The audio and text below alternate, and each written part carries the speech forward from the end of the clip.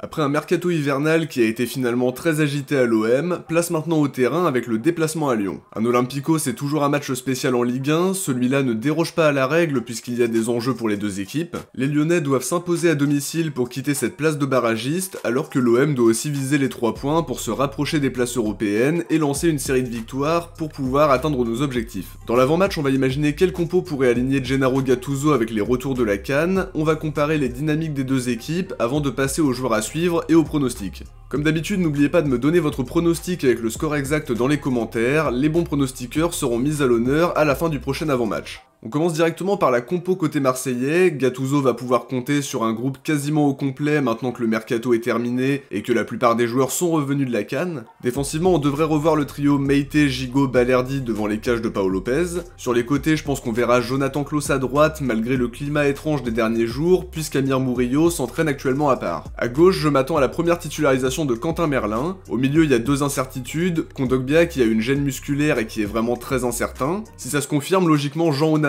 prendra sa place. Verretou a lui aussi ressenti une gêne, mais Gattuso semblait avoir l'espoir qu'il soit disponible dimanche, donc on verra. Pour autant, on va récupérer Unai, donc ça nous fait une autre solution pour le remplacer au besoin. Offensivement, je pense qu'Harit sera titulaire, il n'a pas énormément joué pendant la CAN, mais à voir dans quel état d'esprit il sera, puisque l'élimination du Maroc a été une grosse déception. Devant, je pense qu'Iliman Ndiaye sera titulaire aux côtés d'Aubameyang, même si l'attaquant gabonais a été préservé en fin de semaine après avoir eu une petite alerte. Peut-être que Gattuso décidera de lancer Moumbagna d'entrée de jeu, mais je le vois plutôt entrer en cours de match. N'hésitez pas à me donner vos avis sur cette compo dans les commentaires, et aussi de me donner la vôtre si vous faites d'autres choix. On passe à la dynamique des deux équipes en commençant par les Lyonnais qui reçoivent pour cette 20e journée de Ligue 1. Ils sont actuellement 16e en championnat, à une place de barragiste qui n'est pas très confortable, même s'il reste encore pas mal de matchs à jouer. L'enjeu pour eux, ce sera de s'en éloigner rapidement pour se mettre un petit peu à l'abri. Depuis leur lourde défaite 3-0 au Vélodrome, ils étaient sur une bonne dynamique, avec 3 victoires consécutives face à Toulouse, Monaco et Nantes, qui ont convaincu le bord lyonnais de miser sur Pierre Sage jusqu'à la fin de la saison et de stopper les recherches pour leur futur coach.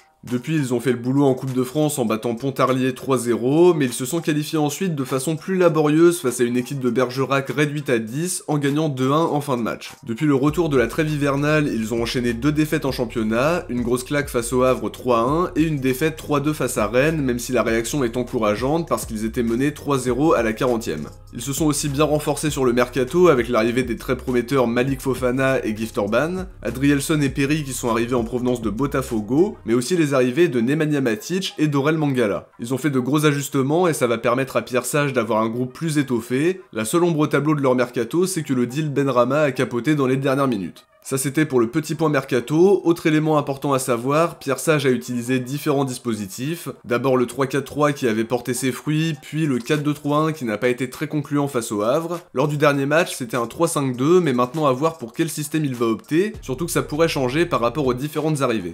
Côté marseillais, maintenant on l'a dit, c'est un match très important parce qu'on est actuellement 7ème et l'objectif est clair, il faut lancer une série pour espérer aller chercher une qualif en Ligue des Champions en fin de saison. Une victoire à l'extérieur nous permettrait de remonter un peu au classement potentiellement selon les résultats des autres, mais on les connaîtra déjà au moment de jouer cet Olympico. On n'est pas à l'aise à l'extérieur cette saison, seulement une victoire pour 4 nuls et 4 défaites. Il faudra inverser cette tendance parce qu'une victoire est vraiment primordiale si on veut encore pouvoir atteindre nos objectifs. Notre dynamique n'est pas fabuleuse avec un mois de janvier très difficile, la faute aux nombreux départs mais aussi à un contenu largement insuffisant chez les joueurs qui étaient restés. C'était super laborieux face à Thionville, il y a eu la grosse déception contre Strasbourg en prenant encore un but dans les derniers instants. Face à Rennes, c'était une nouvelle fois insuffisant dans le contenu, et pour le dernier match face à Monaco, il y avait mieux à faire avec notamment le gros raté de Vitinha qui nous a clairement fait perdre 2 points le week-end dernier. La statistique positive, c'est qu'on est invaincu depuis 7 matchs en championnat, mais on n'a pas vraiment avancé sur les 3 derniers en prenant seulement 3 points. Il faut inverser la tendance en allant chercher une victoire très précieuse avec un contenu convaincant pour lancer une dynamique, et potentiellement une série de victoires pour commencer notre ascension.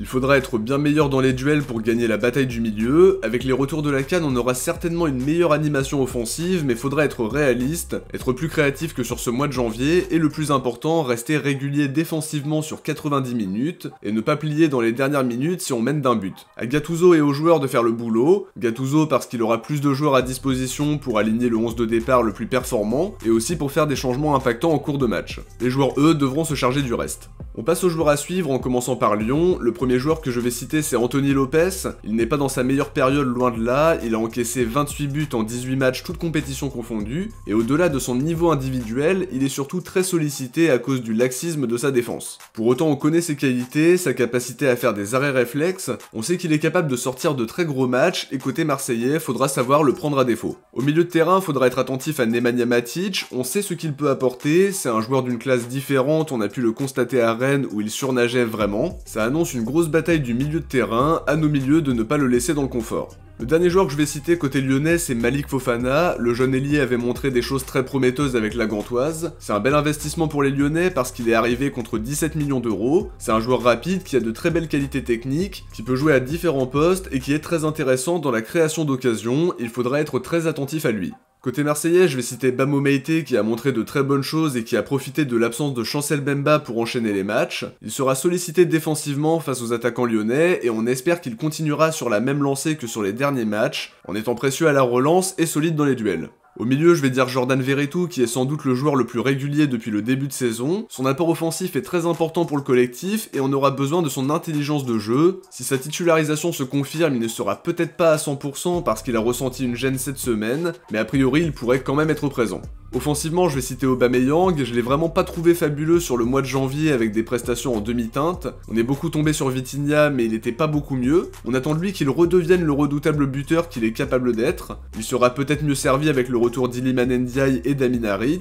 Klaus et Merlin sont aussi capables de le trouver. C'est un joueur qui doit retrouver de la confiance, comme lors de son mois de décembre très réussi et ponctué par un titre de meilleur joueur UNFP du mois. Et s'il marque face à Lyon, ça lui donnera beaucoup de confiance. Sur les pronostics maintenant, je pense que ce sera un match serré par rapport aux ambitions de chacun. Lyon doit redresser la barre et nous on doit s'imposer pour se rapprocher de nos objectifs. Pour autant la dynamique lyonnaise n'est pas incroyable, ils sortent de 2 défaites consécutives en championnat, alors qu'on est sur une série de 7 matchs sans défaite en Ligue 1. Personnellement j'ai envie de miser sur une victoire marseillaise 2-1, c'est important de s'imposer à l'extérieur parce que ça nous réussit pas depuis le début de la saison et faut être capable d'inverser la tendance à ce niveau-là. Avec les retours on aura moins d'excuses parce qu'on a une équipe plus cohérente avec moins de bricolage. Aux joueurs de ne pas me faire mentir mais je pense qu'on est capable de gagner à Lyon pour continuer d'engranger des points et avancer plus vite que sur les 3 derniers matchs. En buteur, je vais dire Aubameyang et le premier but de Moumbagna côté marseillais. Côté lyonnais, je dirais Lacazette sur penalty. Après, effectivement, les derniers matchs qu'on a joués n'incitent pas forcément à l'optimisme avec un contenu largement insuffisant, mais entre-temps, on va récupérer des joueurs, les dernières recrues sont maintenant opérationnelles,